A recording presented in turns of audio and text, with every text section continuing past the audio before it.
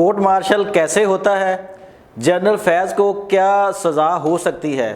Field court martial کی کارروائی کی عدالت کو کیا کہا جاتا ہے اور وہ کس طرح کام کرتی ہے؟ جنرل فیض حمید سے پہلے پاکستان آرمی کے کن کن جرنیلوں کا کورٹ مارشل ہو چکا ہے اور ان کو کیا سزائیں ہوئی ہیں؟ دوستوں اور ساتھیوں، یہ بڑے دلچسپ حقائق ہیں جن پر آج ہم ایک نظر ڈالتے ہیں۔ میں ہوں شہزاد چودھری، مارگلا نیوز کے ساتھ، امید ہے بخیر ہوں گے۔ دوستوں اور ساتھیوں، جب سے جنرل فیض حمید صاحب گرفتار ہوئے ہیں، ایک طوفان جو ہے نا وہ اٹھا ہوا ہے ہر طرف کہ پاکستان کی تاریخ میں یہ بڑا انہونا واقعہ جو ہے نا وہ ہو گیا ہے۔ اس بات میں کوئی دو رائے نہیں ہے کہ یہ پہلا موقع ہے کہ جب ایک ریٹائرڈ ISI چیف کو گرفتار کیا گیا اور انہیں کورٹ آف انکوائری جو ہے اس کا سامنا کرنا پڑ رہا ہے۔ آج میں آپ کو بتاتا ہوں یہ سارا عمل ہوتا کیسے ہے۔ یہ اکثر آپ نے سنا تو ہوگا کورٹ مارشل، لیکن شاید آپ میں سے بہت سے دوست نہ جانتے ہوں کہ کورٹ مارشل کا طریقہ کار کیا ہے، یہ کس طرح ہوتا ہے اور اس کی آگے جا کے سزائیں کیا ہوتی ہیں، اور پھر ہم آج پہ بات کرتے ہیں کہ جناب اس سے پہلے کن کن کو سزائیں ہو چکی ہیں۔ تو آئیے دوستوں اور ساتھیوں، یہ جو کورٹ مارشل ہوتا ہے، جیسے کسی طرح کا بھی کچھ سول معاملہ ہے نا، اس میں آپ نے اکثر سنا ہوگا کہ کوئی بھی حکومتی معاملہ تھا یا کہیں پہ انکوائری درپیش تھی تو اس پہ تفتیش اور تحقیق کے لیے ایک فیکٹ فائنڈنگ کمیٹی جو ہے نا وہ بنا دی جاتی تھی۔ وہ شواہد اکٹھے کرتی تھی اور ان شواہد کی بنیاد پر پھر آگے جو ہے نا اس کا فیصلہ ہوتا تھا کہ کیس چلنا ہے یا نہیں ہے۔ اسی طرح کی ایک کارروائی جو ہے نا وہ جو فوج میں کی جاتی ہے، جو فیکٹ تفتیش اور تحقیق کے لیے ابتدائی سطح پر، اس کو کورٹ آف انکوائری کہا جاتا ہے۔ یہ سول معاملات میں تو آپ کو پتہ ہوتا ہے نا کہ بہت سارے فیکٹرز ہوتے ہیں کہ جہاں پہ دباؤ آ گیا، لالچ آ گیا، کس طرح کی چیزیں آ گئیں اور فیکٹ اینڈ فائنڈنگ کمیٹی نے ڈنڈی مار کر جو ہے وہ معاملہ ہی سارا جو ہے نا وہ الٹ پلٹ دیا۔ لیکن فوجی معاملات میں جو کورٹ آف انکوائری ہوتی ہے یہ ایک انتہائی سنجیدہ عمل ہوتا ہے، اور اس کورٹ آف انکوائری میں جب کوئی بھی بندہ، جس پر وہ حاضر سروس ہو یا ریٹائرڈ فوجی افسر ہو، جب اس کو ملٹری اپنی تحویل میں لیتی ہے یعنی گرفتاری اس کی ہو جاتی ہے، تو پھر 24 گھنٹے کے اندر اندر اس ملزم کو چارج شیٹ کر دیا جاتا ہے۔ یعنی اس کو چارج شیٹ، اس پر جو الزامات ہوتے ہیں اس کو چارج شیٹ جو ہے نا اس کو دے دی جاتی ہے، اور وہ جو ملزم ہے اس کورٹ آف انکوائری کے سامنے جو ہے وہ خود کو بے گناہ ثابت کرنے کے لیے شواہد پیش کر سکتا ہے یا گواہان پیش کر سکتا ہے۔ یہ ہوتا ہے ابتدائی معاملہ جو ہے نا۔ اب اگر یہاں پر ملزم جو ہوتا ہے اس کو اپنے جو ہے اپنا حق حاصل ہوتا ہے کہ وہ خود اپنا دفاع کر سکے، اور جو اپنی جو صفائی میں کوئی بھی چیز ہے، ایویڈنس ہے کسی قسم کا، وہ پیش کر سکے۔ تو اس کے بعد اگر وہ fact and finding committee type جو کورٹ آف انکوائری ہے، اگر وہ اس نتیجے پر پہنچتی ہے کہ یہ جو ان کے پروسیکیوشن کے پاس سارے ثبوت ہیں ملزم کے خلاف، ان میں جان ہے، ان میں ایویڈنس موجود ہیں جو شہادت پر پورے اتر رہے ہیں، تو پھر وہ کورٹ آف انکوائری جو ہے وہ اپنے طور پر کوئی ایکشن نہیں لے سکتی، اس کا یہ اختیار نہیں ہے۔ وہ اپنی سفارش کرتی ہے کہ اس بندے کے خلاف کورٹ مارشل کی کارروائی عمل میں لائی جائے۔ یہ ہوتا ہے اس کا ابتدائی طریقہ کار نا۔ اب اس کے بعد پھر کورٹ مارشل کا عمل جو ہے نا وہ باقاعدہ شروع ہو جاتا ہے، اور اس کورٹ مارشل جو فیلڈ کورٹ مارشل ہوتا ہے اس کا جو سربراہ ہوتا ہے عدالت کا، وہ ایک حاضر سروس لیفٹیننٹ جنرل ہوتا ہے نا۔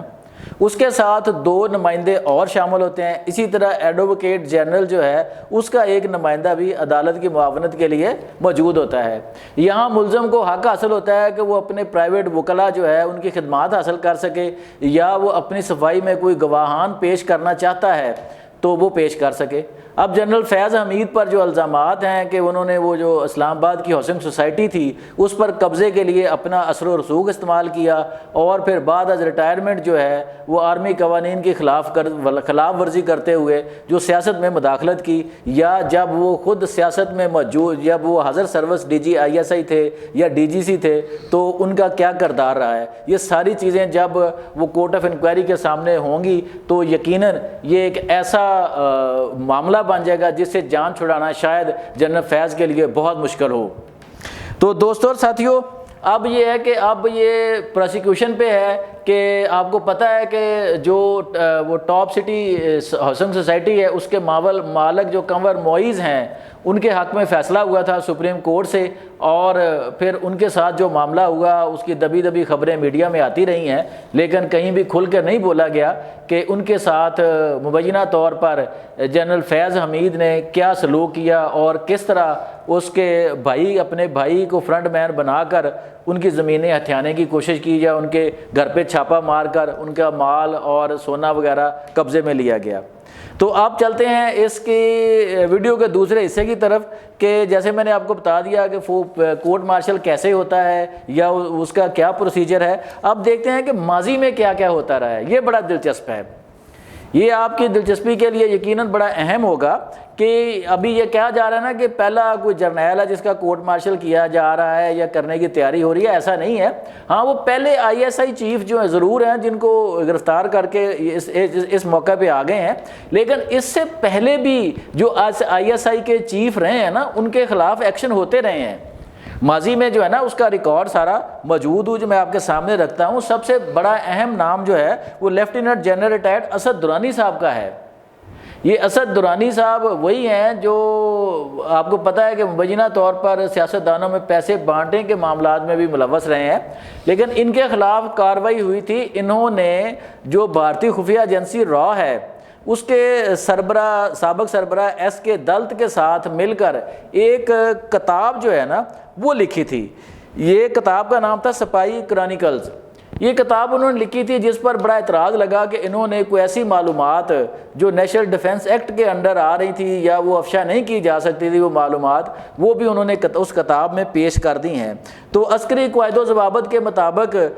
ان کے خلاف جو ہے وہ کورٹ مارشل کی کارروائی ہوئی اور انہیں فوج سے برخاست کر دیا گیا۔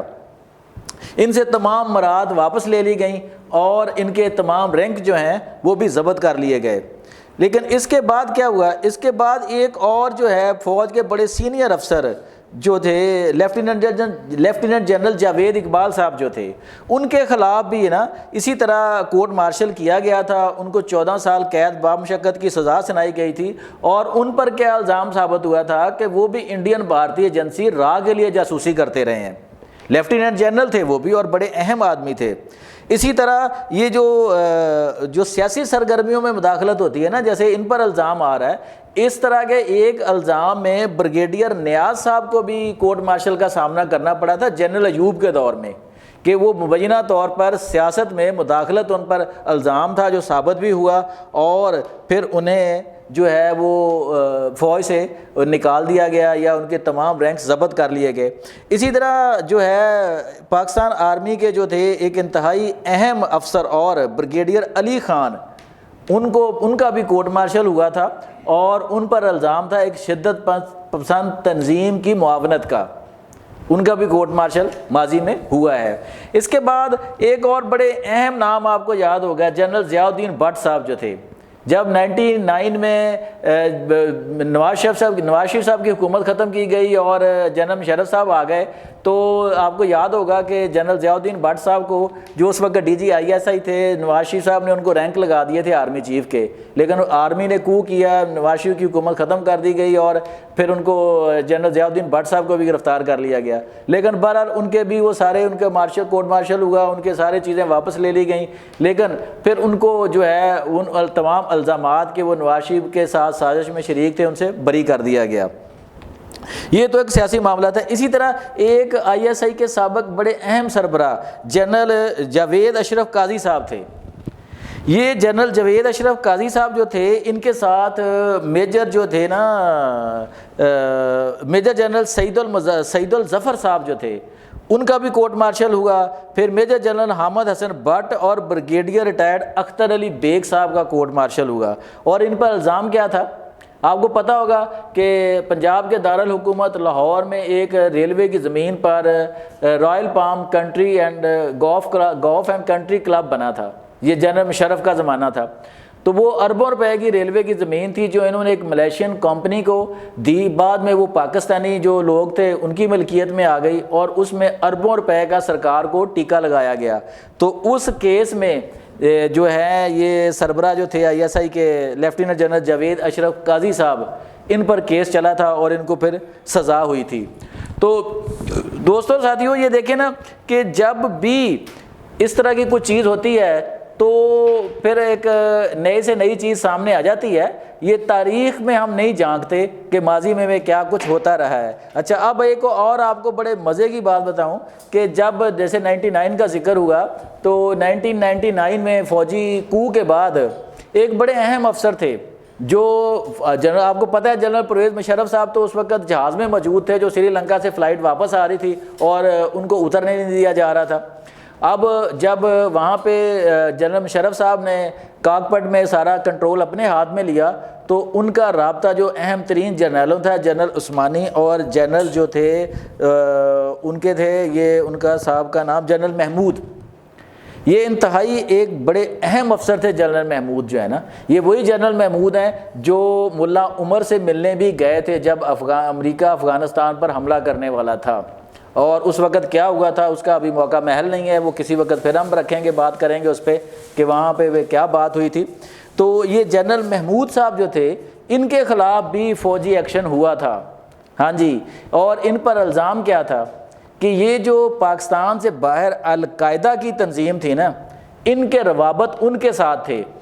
اور یہ پیسے کی جو لین دین تھی، جو پیسے کی آنیاں جانیاں تھی، یہ ان میں انوالو تھے صاحب نا۔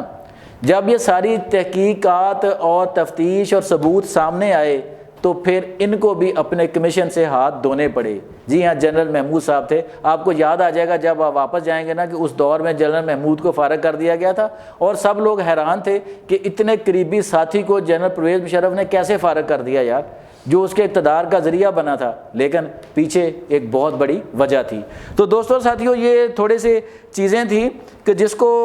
ابھی حال ہی میں ایک اور بات ذہن میں آگے چلتے چلتے کہ ابھی حال ہی میں دو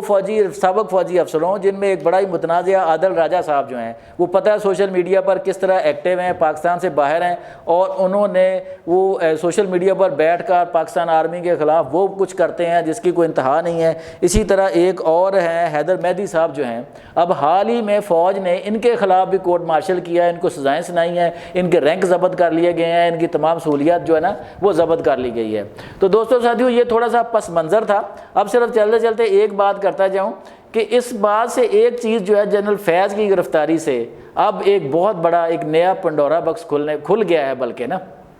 اب بہت سے پردہ نشینوں کے نام جو ہے نا وہ سامنے آئیں گے۔ اب بات صرف جو ہے نا وہ یہ ٹاپ جو ٹرینڈ سٹی ہے اسلام آباد تک، وہاں تک نہیں رہے گا، بات وہاں تک جائے گی کہ جو سیاسی مداخلت ہوتی رہی ہے، فیض آباد دھرنا میں قصوروار قرار دیا گیا سپریم کورٹ کی طرف سے، جسٹس شوکت عزیز صدیقی کی طرف سے بڑے سنگین الزامات لگائے گئے، اور پھر اسی طرح سیاست کے اپنے ریٹائرمنٹ کے بعد بھی وہ جو ان پر الزام ہے سنگین قسم کا کہ وہ جب موجودہ آرمی چیف جو ہے یا موجودہ فوجی افسران جو ہیں ان کے خلاف بھی اکساتے رہے ہیں پی ٹی آئی کے کارکنان کو اور رہنماؤں کو، یہ ایک ایسا سنجیدہ الزام ہے جسے کسی صورت بھی فراموش نہیں کیا جا سکتا۔ اب اگر فوج نے ان کو اپنی تحویل میں لیا ہے، ان کے خلاف یہ کورٹ آف انکوائری کا عمل شروع ہو گیا ہے، تو یقین اس بات میں کوئی دو رائے نہیں ہو سکتی کہ ان پر انتہائی سنگین نوعیت کے معاملات جو ہیں وہ چل پڑے ہوں گے، اور اگر یہ شفاف تحقیق ہوتی رہی اور سامنے آتی رہی تو میرے خیال میں اور بہت سے پردہ نشینوں کے نام بھی سامنے آئیں گے۔ آج تک کے لیے اتنا ہی، شہزاد چودھری کو اجازت دیجیے، اللہ نگہبان۔